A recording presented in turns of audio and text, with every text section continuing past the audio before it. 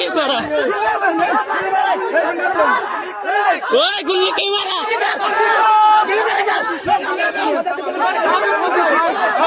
ভারতে 14.5 লাখ সেনা আছে। কত? 14.5 লাখ ভারতের সেনা আমাদের। আর বাংলাদেশে মাত্র 1 লক্ষ কত হাজার। আচ্ছা বলুন, যদি 2 লাখই ধরেন, 2 লাখ সেনা বেশি না 14.5 লাখ বেশি? 14.5 লাখ বেশি। তাইলে যে বলছে সে একটু নেশা ফেশা করে বলছে। খালি কলকাতাতে তো 2 লাখ 3 লাখ সৈন্য আছে পশ্চিমবাংলায়, ঠিক কি না? 4000 কিলোমিটার বর্ডার খালি পশ্চিমবাংলায় আছে, ভারতে আছে। তার মধ্যে 2000 থেকে 2500 কিলোমিটার খালি পশ্চিমবাংলায় বর্ডার আছে। 2500 কিলোমিটার বাংলার বর্ডার আছে। কত মিলিটারি আছে গুনেছ? হুমকি কাকে দিচ্ছ? দুঃখ লাগে ভারতের এক জায়গায় দেখাতে পারবে না যে ঝান্ডাটা পুড়িয়েছে, বাংলাদেশের ঝান্ডায় পা রেখেছে।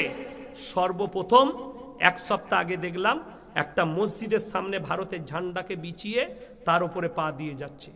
আমি হুঙ্কার দিয়ে বলছি, তোমরা এটা ভেবো না আমি হাসিনার বিরুদ্ধে বলেছি বলে যদি মনে করো যে ইয়াসিন সাহেব বাংলাদেশের পক্ষে না। যদি যুদ্ধ করতে হয় আমরা আমাদের দেশকে প্রাণ দিয়ে বাঁচাতে আমরা প্রস্তুত আছি ইনশাআল্লাহ। তাতে চায়নার ওপরে গুলি চালাতে হোক, আর পাকিস্তানের ওপরে গুলি চালাতে হোক, আর বাংলাদেশের ওপরে, আমরা দেশকে মহব্বত করি, এটা রসুলের আদর্শ। এই দেশ আমাদের, হিন্দুস্তান আমাদের। এই দেশের ওপরে যারা চোখ তুলবে তাদের চোখ আর থাকবে না ইনশাআল্লাহ। ওই জন্যে দোয়া তোমাদের জন্যে। বাংলাদেশের মুসলমানরা আমাদের ভাই। কোন সূত্রে? হাদিস সূত্রে। এক মুমিন আর এক মুমিনের ভাই ভাই। তোমাদের জন্য মহব্বত, তোমাদের জন্য দোয়া, তোমাদের জন্য ভালোবাসা। কিন্তু মাথায় রাখবে, আগড়াম বাগড়াম বকতে যেও না। একজন অবসরপ্রাপ্ত সেনাপ্রধান বলেছে 4 দিনের ভেতরে আমরা কলকাতাকে দখল করব। আমি তাকে দেখে, তার বক্তব্য দেখেই বুঝতে পারলাম লোকটা সুস্থ মস্তিষ্কের লয়, হয়তো ব্রেনটা চলে গেছে। যদি ওকে চিকিৎসা করাতে না পারেন আমি টাকা দেবো, আমাদের এখানে রাঁচিতে ভালো হসপিটাল আছে পাগলের, সেইখানে পাঠান, একে চিকিৎসা করাবো। কলকাতা দখল করব, তাই না? একটু নেশা করে বলছে।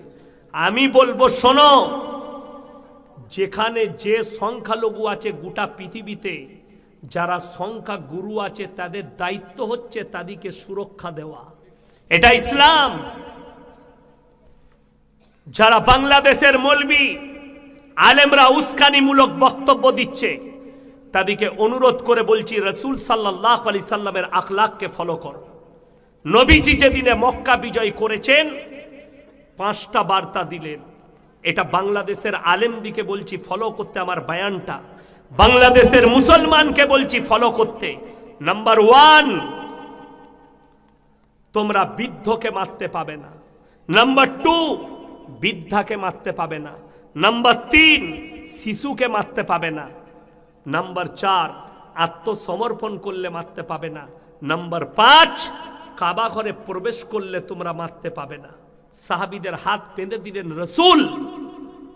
আর যারা মন্দির ভাঙচুর করছে, ওখানে যারা মন্দিরে ভাঙচুর করছে, যারা নিরীহ হিন্দু ভাইদের উপরে অত্যাচার করছো, তাদেরকে অনুরোধ করছি তোমরা রাসূলের আখলাককে ফলো করোনি। দাওয়াত দাও ইসলামী পদ্ধতিতে। আল্লাহ যদি হিদায়েত দেয় তো হিদায়েত পাবে। হিদায়েত যদি না থাকে তুমি তাকে মৃত্যু দিলেও হিদায়েত পাবে না। আমি কয়েকটা মৌলবীর নাম লুবো না, উস্কানিমূলক বক্তব্য তাদের শুনলাম, যেটা ভারতের মিডিয়ারাও দেখিয়েছে। উস্কানিমূলক বক্তব্য দিচ্ছে, টিকতে দেবো না, ভেঙে দেবো, তাড়িয়ে দেবো। এমনকি এই ভারতবর্ষ সরকারের উচিত, এই ভারতে মুসলিমরা হচ্ছে সংখ্যালঘু, আমাদের উপর অত্যাচার হলে এর জন্য দায়ী হবে মোদী সরকার। মুসলমানদের যদি এই মসজিদগুলো তলায় বলছে মন্দির আছে, সার্ভে করা হচ্ছে। আমিও বলেছি কলকাতা হাইকোর্টের নিচে একটা মসজিদ আছে, সার্ভে করতে হবে। এটা আমার দাবি, হতেই পারে। প্রধানমন্ত্রীর ঘরের নিচে মসজিদ বেরুবে, সার্ভে করতে হবে, আমার দাবি। এই রকম ভারতের সরকারের উচিত ভারতে যারা সংখ্যালঘু আছে তাদের সঙ্গে খারাপ ব্যবহার না করা, তাদেরকে সুরক্ষা দেওয়া। আজকে বড় কষ্ট লাগে, আমি ভারতের হিন্দু ভাইদিকে বলবো, কিছু গোবরখোর আর মুতখোর উঠে পড়ে লেগেছে উস্কানি দিতে যে মুসলমানদের ঘর ভেঙে দাও, মসজিদ ভেঙে দাও। আজ পর্যন্ত একটা দেখাতে পারবেন না কোনো মুসলমান ভারতে কোনো মন্দিরে গিয়ে একটা ইসলামের ঝান্ডা টাঙিয়েছে। আর আমি হাজারও দেখিয়ে দেব, যখন তারা কোনো জুলুস বার করছে, কোনো পুজোর কিংবা কোনো অনুষ্ঠানের, তারা মসজিদের মিনারে চেপে তারা ঝান্ডা টাঙাচ্ছে, মসজিদের সামনে জয় শ্রীরাম স্লোগান দিচ্ছে। আরে ভাই, যদি মসজিদের সামনেই নাচবি আর মসজিদেই যদি তোরা ঝান্ডা টাঙাবি, তাহলে মন্দিরগুলো ভেঙে সব মসজিদ করে দে। কথাটা বুঝতে পারেননি? আরে মসজিদ তোড় দো, সমস্ত মন্দিরকে ভেঙে দাও আর সব মসজিদ করে দাও, দিয়ে মসজিদের সামনে নাচো আলহামদুলিল্লাহ, কোনো অসুবিধা নাই। তাহলে রাম মন্দির কেন তৈরি করলে? ওখানে বাবরি মসজিদ করতে, সামনে নাচতে। দুঃখ ওইটাই। আরে ভাই, আমরা জলসা করি, আমরাও জুলুস বার করি, করি না? করি না? কলকাতায় অনেকগুলো দল, জমিয়ত থেকে মিটিং হয়েছে, জমিয়তে আহলে হাদিস মিটিং করেছে, ফুরফুরাওয়ালারা মিটিং করেছে। শুনেছেন কোনো মন্দিরে ভাঙচুর করেছে? না। শুনেছেন তারা গিয়ে কোনো হিন্দু দোকানে ভাঙচুর করেছে? করেনি। অবাক লাগে, দুঃখ লাগছে। অথচ দিল্লিতে দাঁড়িয়ে কিছু গোবরখোর আর মুতখোর আমাদের লেগে বলছে, এই নাজিয়া ইলাই খান বলেছে খেয়ে খেয়ে মোটা হয়েছে, আমি তো হারামের খাইনি, হালালের খাই, আর তুই মদ খাস। ওর দলিল আছে, আমার কাছে প্রমাণ আছে, ইউটিউবে দেখেছি আমি, ফেসবুকে, মদ খাচ্ছে। তো তুই হারামের শরীর, তোর শরীর মোটা হবে কি করে? তোর শরীর সুস্থ হবে কি করে? আল্লাহর কৃপায় হালাল খাবার খায়। আর এই নাজিয়া ইলাই খান, তুই তো গোবরখোর আর মুতখোর। अल्लाह के कृपा से मैं गोश्तखोर मौलवी हूं। আমি গোশ খাই, গরুর মাংস খাই, বকরির মাংস খাই, দুম্বার মাংস খাই, অসুবিধা নাই। দেশি মুরগি খাই। আর তু খাস গোবর আর মুত। গোবর আর মুত খেলে তোর চেহারাটা, তোর ঠোঁটগুলো, মুখটা একবার আয়নায় দেখবি, বুঝতে পারবি তোকে কিরকম লাগছে। আমি বলবো, आईने में जरा चेहरा देख लो और पूरे बंगाल के मुसलमान को, हिंदुस्तान के मुसलमान को हमारा चेहरा दिखा दो, तुमको मूतखोर और गोबरखोर बताएंगे और हमको बोलेंगे ये मौलवी हलाल खाने वाला है। बड़ो कष्ट लगे। একটা কুকুরের বাচ্চাও জানে যে আমাকে মুত খেতে হবে না, আমাকে দুধ খেতে হবে, ঠিক কি না? এই আমাকে কিছুদিন আগে একটা অমুসলিম ছেলে ফোন করেছিল, স্যার আমি আপনার বক্তব্য শুনি, আলহামদুলিল্লাহ খুব ভালো, আল্লাহ তোমাকে হিদায়েত দে। বলছে প্রবলেম একটা আছে। কি প্রশ্ন করব? করো।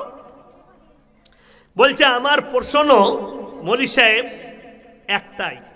কি প্রশ্ন? আপনারা গরুর গোশত খান? খায়। গায়ের গোশত খান, আবার গায়ের দুধও খান? আমি বলে হ্যাঁ।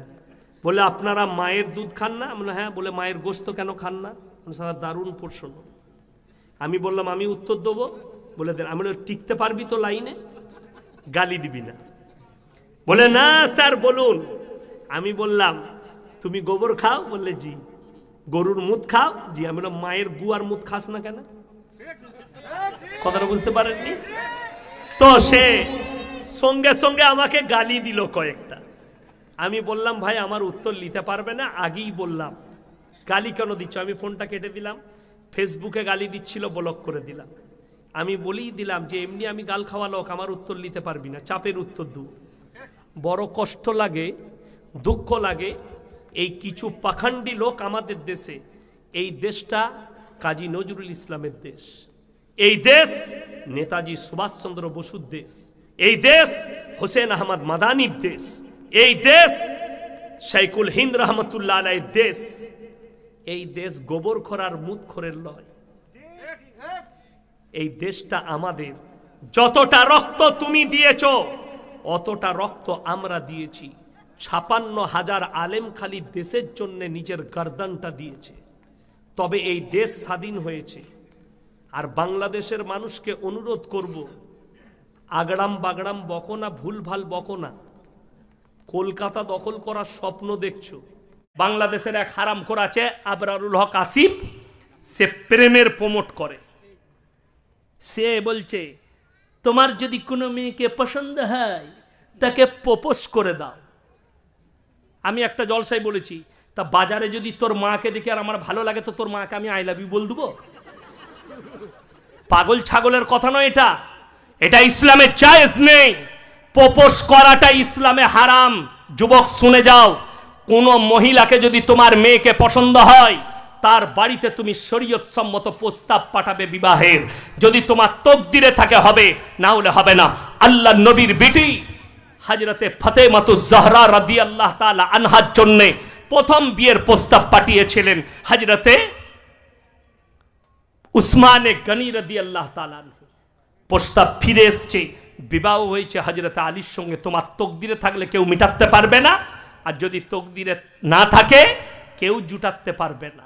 নবীজি বললেন, হে উসমানে গনি, তুমি অনেক সুন্দর বিবি পাবে, ফাতেমা অনেক সুন্দর স্বামী পাবে। হযরতে আলীর সঙ্গে বিবাহ দেয়া হলো, প্রস্তাব ফেরত গেল। মন খারাপ করেনি, বড় কষ্ট লাগে। তুমি প্রেমটাকে হালাল করতে চেয়েছো। সব থেকে বড় অপরাধ, আপনাদের মালদা ডিস্ট্রিক্টে ধারে বউ পাওয়া যায়, শুনেছেন? হ্যাঁ হ্যাঁ, ধারে বউ। আমি ওই মালদায় সুজাপুরের কাছে এক জায়গায় জলসা করছি, এইরকম ছোটোখাটো প্যান্ডেল লয়, 20 থেকে 25,000 শ্রোতা, এইরকম 10টা প্যান্ডেল হবে, মেয়ের একদিকে ছেলের একদিকে। এই স্টেজ লয়, এরকম 4টা স্টেজ তৈরি করেছে। আমি মিডিল পয়েন্টে আছি, আমার বয়ান শুরু হবে। দুদিকে দু জায়গায় 2টো করে 4টা মেয়ে বসে আছে, ছেলে, তাদের বিয়ে হবে। মেয়ে নয়, ছেলে বিয়ে হবে। বিয়ে কি? হুজুর বিয়ে মরাচ্ছে, 80,000 টাকা দেল মোহর, 200 টাকা লগত। আল্লাহ, 200 টাকায় বউ পাওয়া যাচ্ছে মালদায়।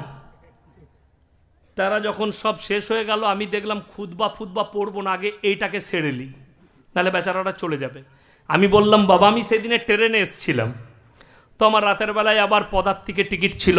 আমি বললাম, বাবা আমি 800 টাকা নিয়ে ঘর থেকে বেরিয়েছি, 200 টাকা ট্রেনে খাওয়া দাওয়া করেছি, পকেটে 600 টাকা আছে, ঘরে একটা বউ আছে, 600 টাকায় 3টে ধারে বউ নিয়ে যাব, তাহলে 4টা হয়ে যাবে।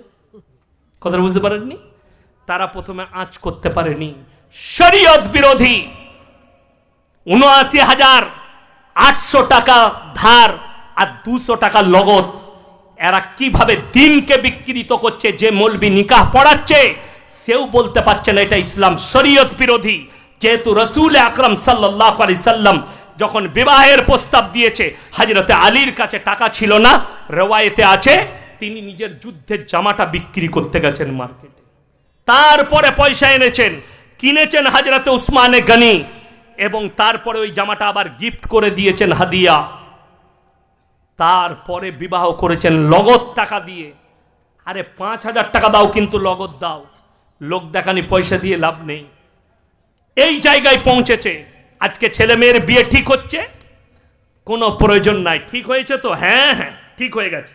এরপর কি করবে? ঠিক হওয়া মাত্র ছেলে এই যে দেখতে একটা মোবাইল নিয়ে এসছে, এটা তোমার লেগে গিফট এনেছি, গিফট দিয়ে চলে গেল বাম্মার সামনে। ছেলে গিফট দিয়ে গেল, হারামখোর মোবাইলে সিম ভরিয়ে দিয়েছে। এই রাতের বেলায় চালু করেই দেখছে সিম ভরাই আছে। কি বুঝলেন? হ্যালো, প্রথম ফোন লাগাইছে একদম জানের সদর্গে, কেমন আছো? ভালো। এই যে কথা শুরু করলে, ফজরের সময় শেষ। এরপর যখন ফোনটা রেখে দিবে, ঘরে সবাই উঠে পড়বে, রাখছি। রাখবে? একটা দিবে না? আরে যারা বুঝার তারা বুঝে গেছে। হাসছে দেখো কিরকম। নাউজুবিল্লাহ। হারাম। সেই দুটো পরিবার, এই দুটো ছেলে মেয়েকে জিনায় লিপ্ত করে দিল। শরীয়ত বলছে এটা ইসলাম সম্মত হারাম। যতদিন না ইজাব কবুল করানো হচ্ছে, শরীয়তে হারাম। বিবাহ হয়ে যাবে, তা না হলে যেদিনে মোবাইল দিয়া দিয়ে হচ্ছে ওইখানে বিবাহ করে দাও। অনুষ্ঠান পরে করবে দরকার পড়লে। বিবাহ হয়ে গেল, কথা বলুক আর একসাথে শোক, শরীয়তে হারাম নয়। আমরা এই ভুলটা করি। আপনারা বলুন, বিয়ের একদিন আগে বিয়ে ভাঙতে পারে না পারে না? বিয়ের দিনে বিয়ে ভাঙতে পারে না পারে না? যাদের মনে হয় যে বিয়ের দিনে বিয়ে ভাঙবেন, আমাদের বর্ধমানে গোস্তর বালতি নিয়ে মারামারি, বিয়ে ভেঙে গেল। হ্যাঁ, বাংলাদেশেও তাই। 2 পিস গোস্ত কম দিয়েছে, চামচটা তুলে চালিয়ে দিয়েছে। দেখে যা লাঠি নিয়ে মারামারি, বর পালিয়ে গেল, মেয়ে বসে রইল, বিয়ে ভেঙে গেল। এইটার নাম হচ্ছে তকদির। 1 মিনিট আগে বিবাহ ভেঙে বিচ্ছেদ হয়ে যেতে পারে। ওই জন্যে বিবাহ সম্পূর্ণ হবে, তারপরে তুমি ফোনে কথা বলবে। আমার বিয়ে ঠিক হয়েছিল নিজের ফুপুর মেয়ের সাথে। আমি বিয়ের দিন পর্যন্ত তার ফোনেতেও খোঁজ নিইনি, কি করছে না করছে, ফোনই আমি করতাম না। একবারই বিয়ে করতে গেছি। আর যুবক দিকে বলছি, বিয়ের আগে যদি ফোনে কথা বলে সময় শেষ করে দাও, বিয়ের রাতে মজা পাবে না। গল্প করি, বিবাহিক জীবন সুখী হবে না। জিনায় লিপ্ত হইও না। কোন ভণ্ড হুজুরের কথায় প্রেমকে বৈধতা দাও না। প্রেম ইসলামে জায়েজ, মায়ের সাথে, বোনের সাথে, বিটির সাথে, আত্মীয় স্বজনের সাথে, এটা মাথায় রাখবেন। কিন্তু তোমরা যেটা বলতে চাইছো, hello come here I love you, ওটা শরীয়তে হারাম, ইসলামী শরীয়তে জায়েজ নেই। যদি বলেন আমাদের সমাজে হারাম আওলাদগুলো কিভাবে প্রমোট পাবে, মারাত্মক দলিল দিয়ে যাচ্ছি। আজকে দেখুন, আমাদের সমাজে সব থেকে বড় বিপদের নাম হচ্ছে পরকীয়া। বিবাহিত মহিলারা বেশি জড়িত হচ্ছে পরকীয়ায়। স্বামী ছেড়ে অপরের সঙ্গে সম্পর্কে জড়িয়ে পড়ছে। তার মারাত্মক কারণ হচ্ছে মোবাইল, মোবাইল এবং নগ্নতা। অনেক যুবক পরকীয়ায় জড়াচ্ছে, তার কারণ হচ্ছে মোবাইল। যদি বলেন কেমন করে, এখন সব থেকে বাজার বেশি কাদের? যে মেয়েরা ফেসবুকে যত ভালো ছবি ছাড়বে, তার বাজার তত বেশি। কথাটা বুঝতে পারেননি? শাহরুখ খানের বয়স কত? 60 বছর। কত বললাম? 59 থেকে 60। আচ্ছা, 59 বছর যে লোকটার বয়স, সে তো ইয়ং একদম নাকি, না বুড়ো? বুড়ো। 60 বছরের একটা বুড়ো, সে যখন ফিল্ম করছে, তাকে ফিল্মে দেখানো হচ্ছে একটা 24-25 বছর যুবকের মতো। ঠিক বললাম না ভুল বললাম? সেটার কারণ কি? সেটা হচ্ছে মেকআপ। কি বললাম? মেকআপ। তুমি যে নায়িকাটাকে দেখছো, সেই নায়িকার অরিজিনাল চেহারা দেখলে তোমার ঘৃণা লাগবে, বিশ্বাস করুন। আপনারা ইংল্যান্ডের মেয়েদিকে দেখেছেন তো, কত সুন্দরী দেখেছেন? দেখেননি? মোবাইলে দেখেছেন। আমি বোম্বে এয়ারপোর্টে দাঁড়িয়েছিলাম, তো বসেছিলাম আমি, তো পাশের সিটে একটা ইংরেজদের মেয়ে বসেছিল। বিশ্বাস করুন, তার স্কিন দেখে আমার গা ঘিন ঘিন করছিল। কিন্তু তাকে যখন মোবাইলে তার ছবি দেখবেন, মনে হবে মারাত্মক। সেটার নাম মেকআপ। যে বোকা মূর্খ ছেলেরা নায়িকার ছবি দেখে মনে হচ্ছে আমার বিবিটা সুন্দরী নয়, ওরে মূর্খ, তোর বউটাকে একবার মালদার পার্লারে নিয়ে যা, দে মেকআপ করে নিয়ে আয়, ওই নায়িকার থেকেও সুন্দর লাগবে তোর বউকে।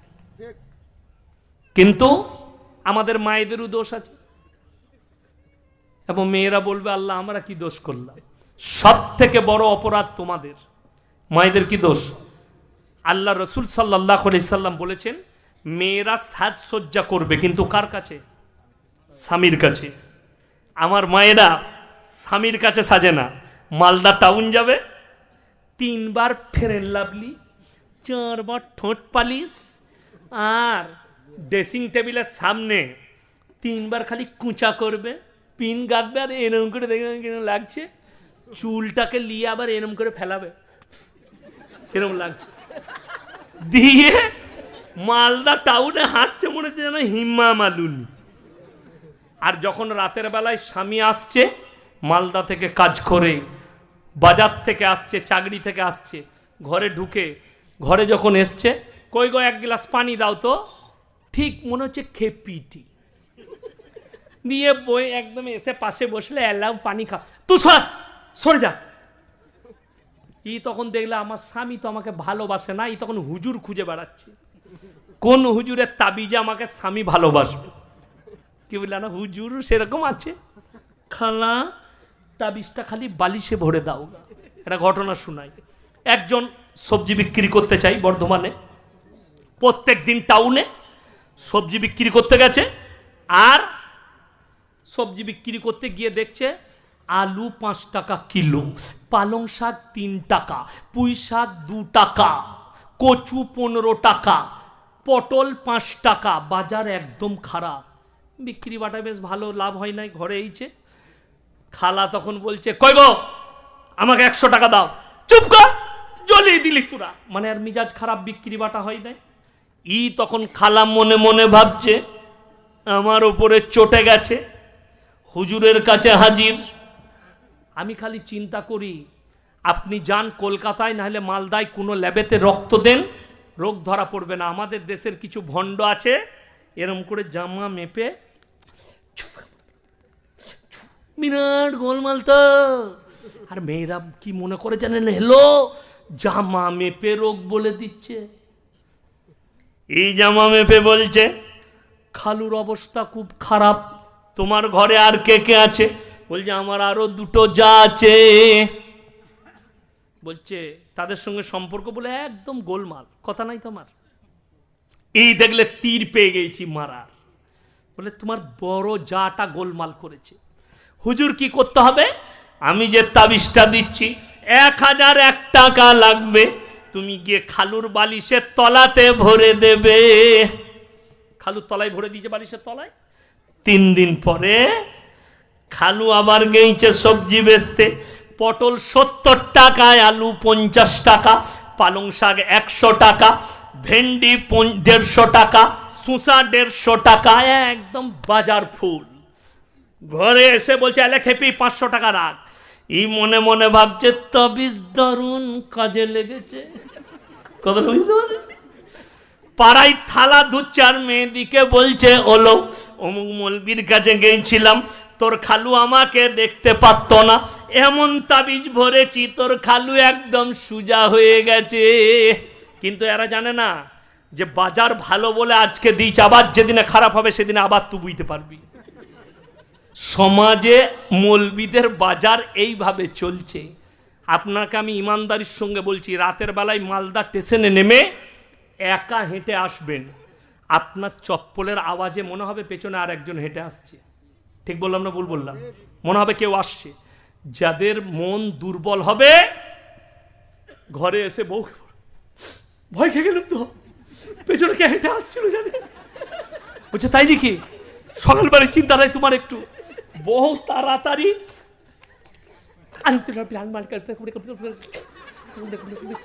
খেলা খেলা খেলা ও খেয়েছে, একটু ভয় কেটেছে।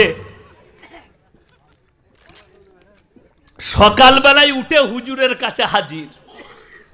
হুজুর এখন বলছে কি বাবা, পেছনে হেঁটে আসছিল।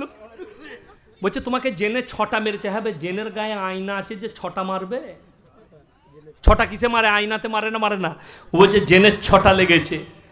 একটা তুমি বালিশে ভরবে, 2 কানে তেল লাগাবে, ওইখানে একটা দিবি, 2টো পুরবি, 2টো ঘরে গুঁজবি, তাবিজ হয়ে গেল। এরপর কত লাগবে? 5001 টাকা। কিন্তু কিছুই নাই। ও হেঁটে আসছে, চপ্পলের আওয়াজে মনে হচ্ছে কেউ হেঁটে আসছে। মৌলবীদের বাজার এই করে চলছে। আল্লাহ হিফাজত করুক। সমাজটা হারামের আওলাদে ভরে যাবে। যদি বলেন কি করে, আজকে যদি আমাকে জিজ্ঞেস করেন হুজুর আপনার পরিচয় কি, আমি কি বলবো? কথা বলে না? আমার বাপের নাম বলবো না মায়ের? বাপের। আপনাদিকে যদি ইনাকে জিজ্ঞেস করে আপনি কে, ইনি বাপের নাম বলবে না মায়ের? যদিও বাবা মারা যায় তাও বলবে আমি মৃত অমুকের ছেলে। আল্লাহ ইনসানের পরিচয় দিয়েছে মানুষের দ্বারা, বাপের দ্বারা, আর জানোয়ারের পরিচয় মায়ের দ্বারা। London, America, Britain, Japan, German তারা পার্লামেন্টে পাস করিয়েছে যে এরপর থেকে যে বাচ্চা যদি কেউ চায় মায়ের পরিচয়ে বাঁচতে, তারা মায়ের পরিচয়ে বাঁচবে। তার নাম হচ্ছে রিলেশনশিপ। তারা রিলেশনে থাকবে, তারপরে আবার ছেড়ে চলে যাবে, অন্য জুনার কাছে চলে যাবে, তারপরে তার সঙ্গে ঘর করবে। বাচ্চা যদি হয়েও যায়, সে মায়ের পরিচয় থাকবে, বাপের পরিচয় লাগবে না। এইটাই হচ্ছে শরীয়তে হারাম।